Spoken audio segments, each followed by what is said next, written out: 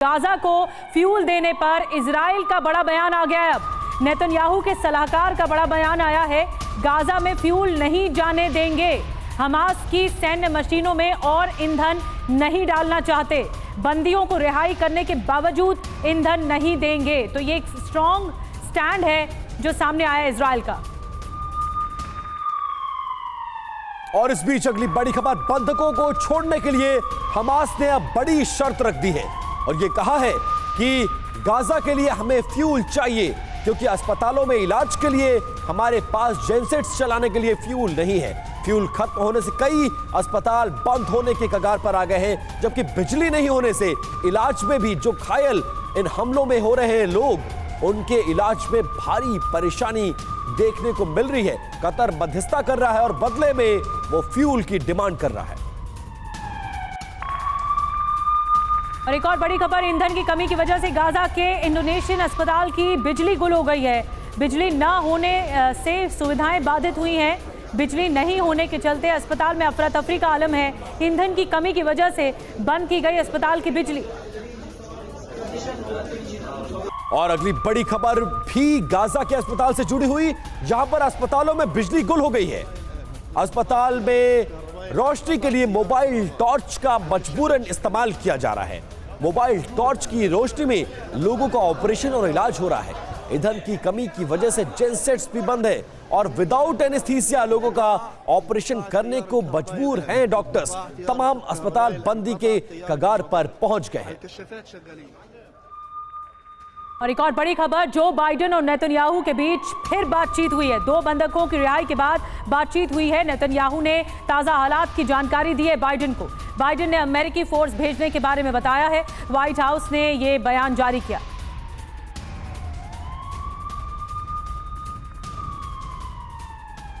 और अगली बड़ी खबर, गाजा में मानवीय मदद पहुंचाने पर बोले हैं अमेरिकी प्रेसिडेंट जो बाइडेन।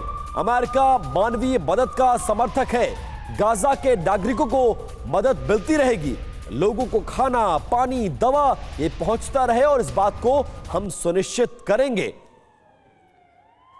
और राठौर सर, वापस लौटता हूं आपके पास और ये बताइए, एक तरफ अमेरिका कहता है कि युद्ध नहीं रुकना चाहिए और दूसरी तरफ ये कहता है कि मानवीय मदद मिलती रहनी चाहिए।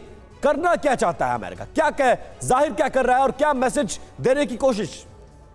देखिए, इसको विपिन कहते हैं मट एंड जेफ मेथड। जी, ये एक टर्म है इंटेलिजेंस में, एक पीटता है दूसरा पुचकारता है। अमेरिका यही दोनों काम कर रहा है, एक तरफ पीट रहा है एक तरफ पुचकार रहा है ताकि वो हमारी बात सुने। ये मट एंड जेफ मेथड है। एक तरफ उसके युद्धपोत खड़े हैं, एक तरफ इजराइल को सैन्य सहायता दी जा रही है, बड़े बड़े धमकाने वाले स्टेटमेंट जा रहे हैं और उसके साथ बैकडोर में बात हो रही है कि ये करो नहीं तो ये होगा, ये करो नहीं तो ये होगा।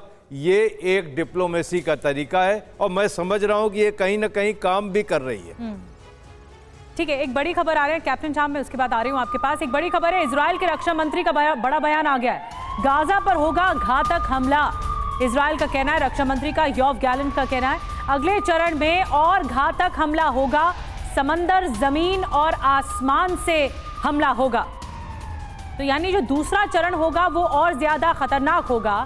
ये कहा जा रहा है इजराइल की तरफ से, उनके रक्षा मंत्री की तरफ से, कि समंदर, जमीन पर से हमला होगा। तो युद्ध का 18वां दिन और आप इस बात का अंदाजा लगा सकते हैं कि इजराइल की तरफ से लगातार कहा जा रहा है कि ये युद्ध विध्वंसक होगा। जमीनी हमले से पहले हमास के कब्जे से बंधकों को छुड़ाने की जद्दोजहद भी है। इस बीच गाजा मलबे में तब्दील होता नजर आ रहा है। तस्वीरों के सहारे हम आपको दिखा रहे हैं, गाजा की तबाही का मंजर लगातार देखने को मिल रहा है।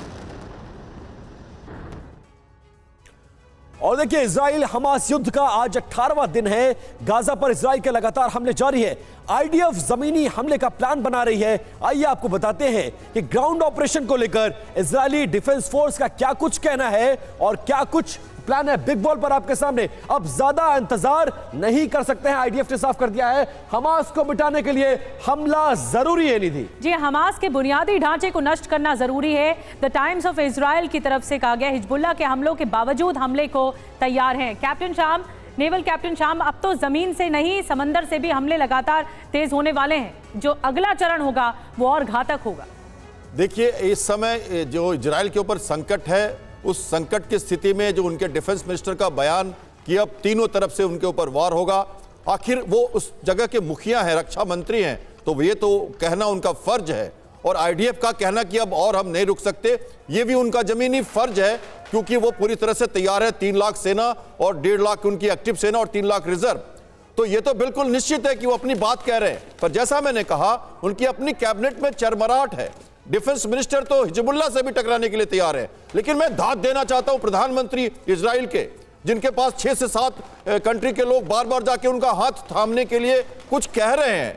और ये कहना एक बड़ी बात होती है, क्योंकि अगर लड़ाई होती है बिना हॉस्टेजेस क्लियरेंस के, बात आप कह रहे हैं बहुत मुश्किल हो जाएगी लड़ाई। देखिए, 2 मोर्चों पर जंग लड़ी जा रही है। एक तरफ है कूटनीतिक मंच, तो दूसरी तरफ है जमीनी लड़ाई। अब ये न सिर्फ जमीन तक रही, न आसमान तक रही, वह समंदर पर भी आने वाली है। और दूसरा चरण और ज्यादा खतरनाक होने वाला है, जैसे कि इजराइल ने संकेत दे दिए हैं।